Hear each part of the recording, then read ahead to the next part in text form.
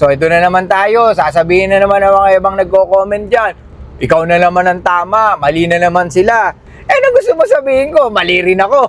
Doon pwede mong maintindihan kung ano yung psychology ng dating, mga ropa. And especially the rule of attraction. What's up mga ropa? Maganda at maambon na gabi sa inyong lahat. Ito po ang inyong lingkod, mga ropa, Suplado Moto. Okay mga ropa, pag-usapan natin yung tinagnang isa sa mga ropa natin. Okay mga ropa, pakinggan nyo. How to be normal. This episode will be talking about dating advice for men.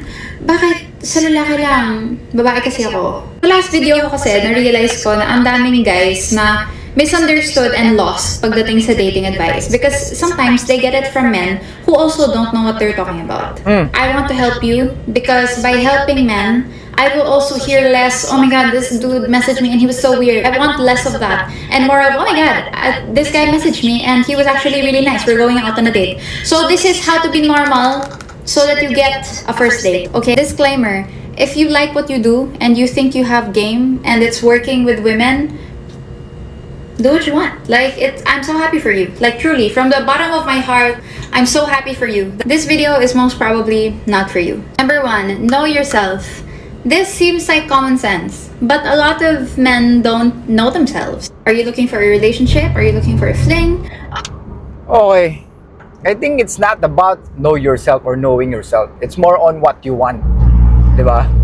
Kasi knowing yourself, it means that kailangan maging aware ka sa sarili mo kung paano ka kumilos, kung paano ka mag-react, kung paano ka masaktan, kung paano ka alam mo yun, kung paano yung perspective mo or nakikita mo sa isang bagay. That's knowing yourself. Hindi yung know what you want. Bagay ba kasi yun, di ba? Gusto mo ba yung MM lang, ganon? You have to know that because there are women who want the same thing. Ang pinagtatakahan ko, gusto ng long-term relationship ng kausap mo, ikaw, MM lang pala gusto mo, ba't mo siya pinursue? That's weird. That's not normal. Number 2, you have to learn how to... I think it's not weird. Kasi, una-muna, syempre, makikipag-usap ka sa babae, kikilalanin mo siya eh. Di ba? Kaya may dalawang category kaming mga lalaki. Sexual category and long-term relationship category. Pag na-discover namin na itong babae na to ay hindi pwede sa long-term relationship, which is yun ang default ng mga karamihang lalaki. Yung babae maging long-term relationship. Kaso kasalanan ng babae pag iba yung pinapakita niya. How diba? dare you? Hindi naman namin kasalanan yun eh. Kung papakita nyo sa amin, nakarapat dapat kayo for long-term relationship, bakit namin kayo ilalagay sa sexual category? Gets? So it's normal, okay? Kahit kayo, di ba? Nung una, nakikita nyo, yung lalaki, okay naman. Tapos eventually, biglang na-loss yung interest nyo. So that's normal, di ba? Kinakausap nyo madalas. Parang feeling nyo nga, ito yung lalaki na ideal for you. Tapos one day, parang bumaba yung interest nyo. So, ano gagawin nyo, di ba? Unti-unti rin kayong lalayo. Kasi hindi pwedeng ipilit. Gets? Magiging unfair ka sa sarili mo bilang babae. Gets? Take rejection well.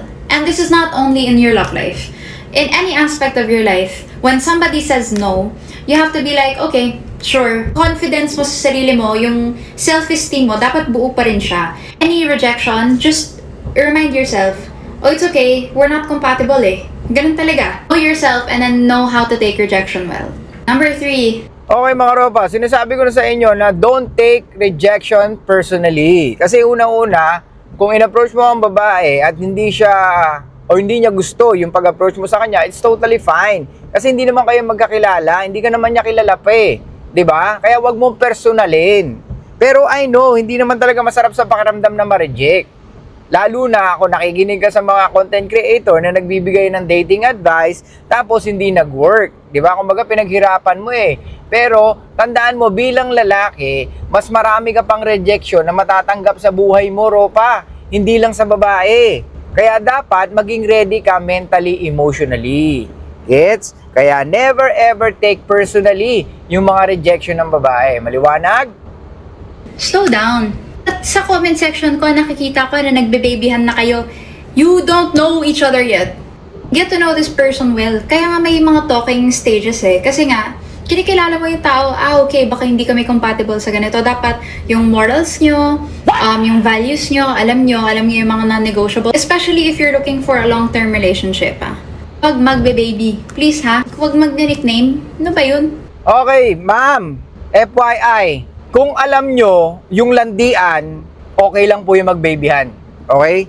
Wala kayong pakialam kung ganun man ang tawagan nila. Kung magbabyhan man sila sa isa't isa, it's not your problem or it's not your fucking business anymore. Ganun sila mag-flirt sa isa't isa. So let them be. Di ba? Ladies, kung magbibigay kayo ng advice, make sure na talagang alam niyo yung sinasabi niyo.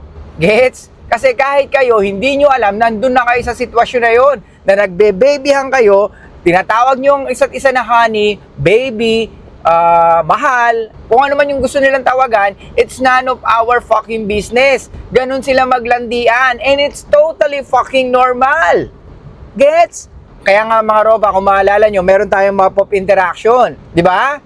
So ano yung map of interaction? Attraction, rapport, seduction, and relationship balance. Gets?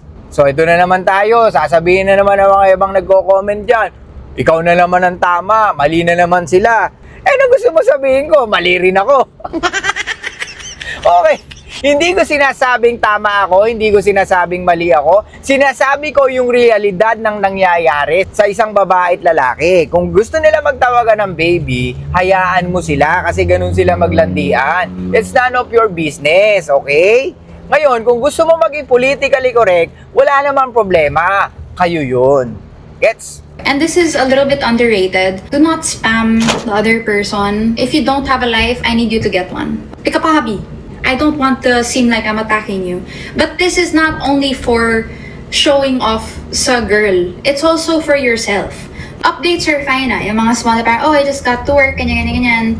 Okay lang naman yun eh. Cute yun eh. Pero yung parang every second of every hour of every day, ay nagchat-chat ka, gusto mo magka-busy kayo. But don't you have a life? 2 weeks na kayo nag-uusap, nag-aya kang mag-date. O yan, first date. Bakit ka pupunta sa bahay niya? Bakit ka why are you inviting yourself to her house? Mag-isa ka lang ba dyan? Punta ako.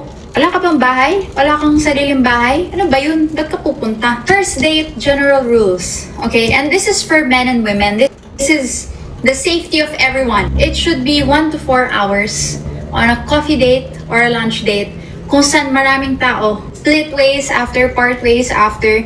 And then, when you get home, you can talk about it. Oh, would you like to go on like a second date?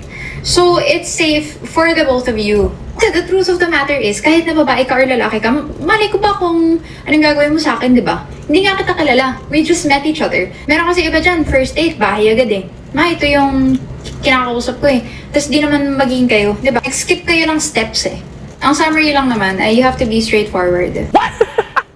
Yung summary lang din naman daw, you need to be straightforward. Eh ano ba yung ginawa ng lalaki? Straightforward naman siya, di ba? Punta ako sa inyo. Ang gulo naman. Okay, ganito.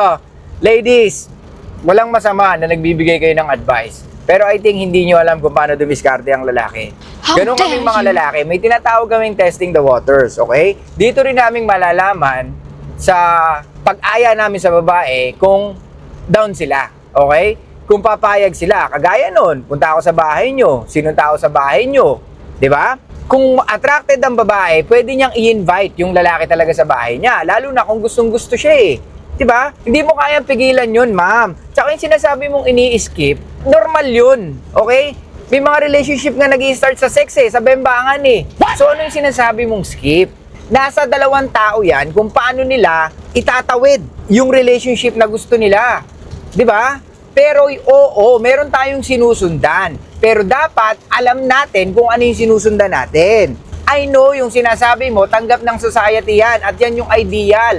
Pero tandaan nyo, lalaki ang nagli-lead, lalaki ang nag-aaya ng date, lalaki ang nag-initiate ng date, lalaki ang nagpa-plan. Gets? So kung paano man niya simulan, the way kung paano niya nakilala yung babae, karapatan niya yun. Di ba? Kung ganun siya mag-aya. Gets? Hindi natin pwedeng sabihin na wag yan. Eh paano kung talagang they are attracted to each other, tapos talagang, alam mo yun, mainit silang dalawa sa isa't isa. Papipigilan mo ba yon? Pwede mo bang sabihin na meron kang ini-skip sa ginagawa mo? Hindi naman pwede yun, di ba?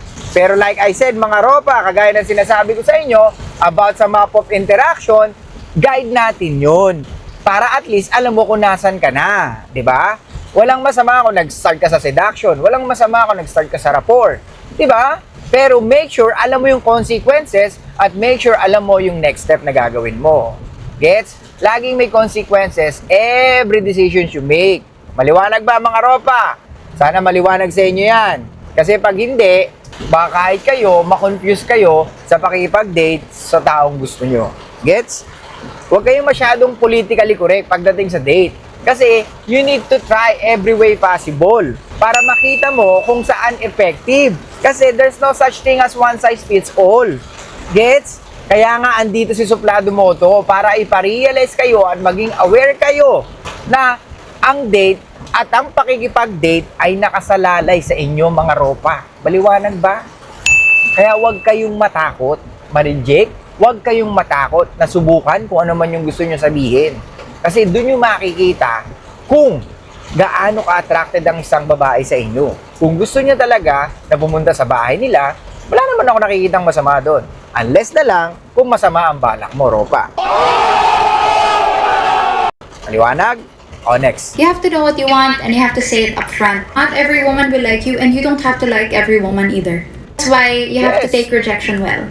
Because when you take rejection well, you also can reject someone in a nice way. And lastly, don't be weird.